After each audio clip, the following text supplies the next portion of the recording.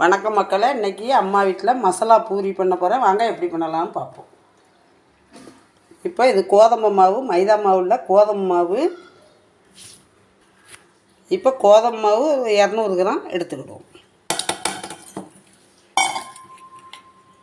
இது சீரகம், எள்ளு, கறி மசாலா பொடி, மஞ்சள் பொடி, வத்தல் பொடி, மல்லிப்பொடி, காயப்பொடி இதை போட்டுக்கிடுவோம்.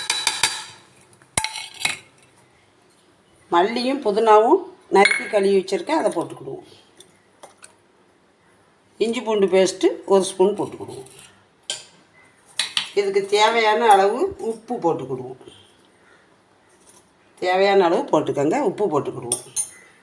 தயிர் பாலும் தயிரும் இப்போ தான் உர ஊற்றி வச்சுருக்கேன், அதையும் கொஞ்சம் ஊற்றிக்கிடுவோம். நல்லா சாஃப்டாக இருக்கும் பூரி, ஊற்றிக்கிடுவேன். இப்போ இதை தண்ணி சேர்த்து நல்லா பிசைஞ்சிக்கிடுவோம். இதுக்கு தேவையான தண்ணி சேர்த்து நல்லா கெட்டியாக பிசைஞ்சிக்கிடுவோம். இந்த மாதிரி மாவு நம்ம பிசைஞ்சிக்கிட்டோம். இதை சின்ன சின்ன உருண்டைகளாக எடுத்து நான் பூரியாக தேய்ச்சிட்டு வந்துடுறேன். இந்த மாதிரி மசாலா பூரியை இப்படி தேய்ச்சி கொண்டு வந்துட்டேன். இப்போ ஆயில் காஞ்சிருச்சு. இப்போ ஒன்று ஒன்றா போட்டு பொரித்து எடுத்துக்கிடுவோம்.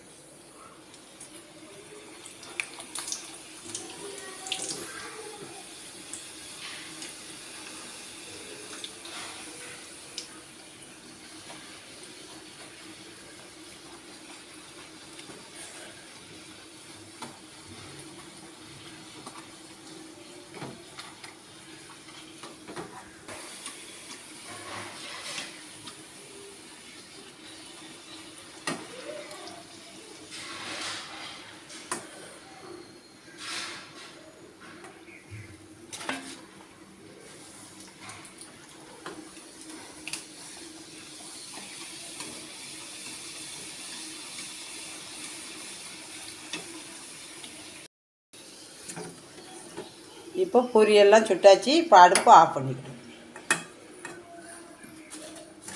இப்போ எல்லாம் தட்டில் எடுத்து வச்சுக்கணும்.